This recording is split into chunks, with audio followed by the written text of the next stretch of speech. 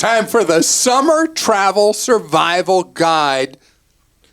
Just about by every measurement, the busiest summer travel ever. And overwhelmingly, it's by road. And you may have heard this AAA stat. They expect 42 million plus Americans to travel by road just over the Memorial Day holiday long weekend. Huge number of people. Airlines reporting record revenue per passenger right now because demand has been so strong. First of all, let's deal with the automobile thing. In more and more of the country, there are now alternates, 4-lane divided roads, that are alternates to using the traditional interstate system. And this is one I've been an advocate for forever. And some people roll their eyes when I say it. But when you look at a peak travel period like Memorial Day, Labor Day, 4th of July, the big 3 summer holidays, then you look at others like, especially Thanksgiving, the worst nightmare of travel by car. I always look on a navigation tool for alternate routes using a network of 4-lane divided highways. And it has been such a time saver for me because the travel times on the traditional interstate system, they're suffering from their own popularity. And inevitably, as the traffic gets more and more congested, you're going to have more and more wrecks, more and more delays with that. And so I'm a big believer on that road trip that you look at the alternate routes that get you around the massive amount of traffic, particularly on interstates that end with a 5 or a 0. If you're not familiar with why the interstate system has the numbering it does, interstates that end in a 0 or a 5 are major interstates. Those that end in another digit are more minor. And the 5s are north-south freeways, 5, 15, 25, 35, 45, blah, blah, blah. And then the evens are east-west freeways, starting at 10, going up to 90. And so those carry, generally around the country, the most traffic. Enough about math class here. Air travel. The airlines are falling all over themselves, telling Wall Street how they can't believe their good luck. That some 2 things that have been a bad luck scenario for the nation's airlines are working out just great for the airline stockholders. They don't have enough planes because of all the pre-existing operational problems and management problems at Boeing. Boeing is years and years and years behind on delivery of aircraft. And airlines have older planes they've got to put out to pasture, and they just don't have enough aircraft. Then you add on top of it, there's a severe pilot shortage that could go on for years.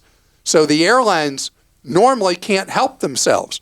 When they have planes and pilots, when times are good, they add too many routes, too many flights. And right now they can't. The demand is there. The planes are not. So the airlines have been able to use dynamic demand pricing to run up the average cost of a ticket the highest ever.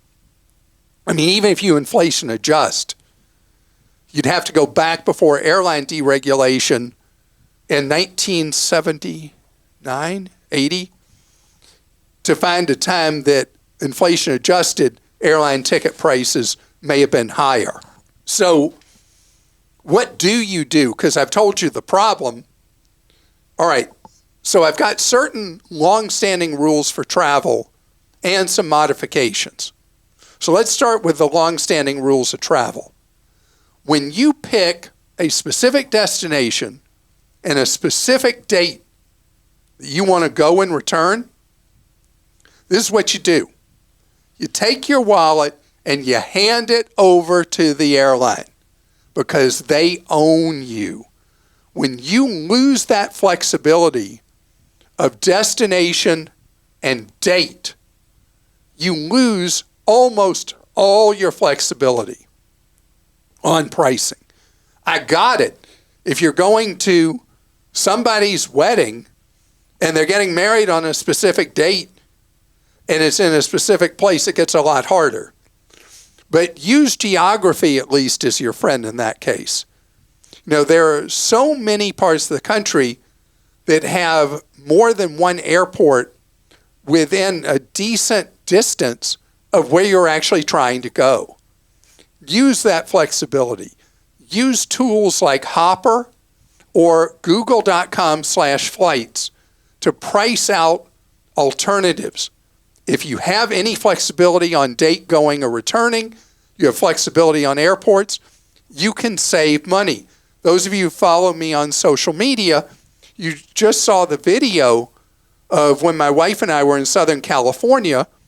I price all 5 area airports. I was going to Los Angeles, priced all 5 area airports, and ended up the cheapest was flying into Long Beach. Most people just look LAX, but there's Burbank, Orange County, Ontario, and Long Beach in addition to LAX. The more flexibility you have, the better. Search for your fares one way, not round trip, because one airline may have the best fare one way, but not close to the best fare coming back. You do one-way airfare searches, you're going to do better. And always look at Southwest on its own, because Southwest doesn't participate in any of these shopping engines, so you miss their fares. And there's always opportunity with some hazard if you look at the 5 deep discount airlines. The 2 newer ones, Avelo and Breeze.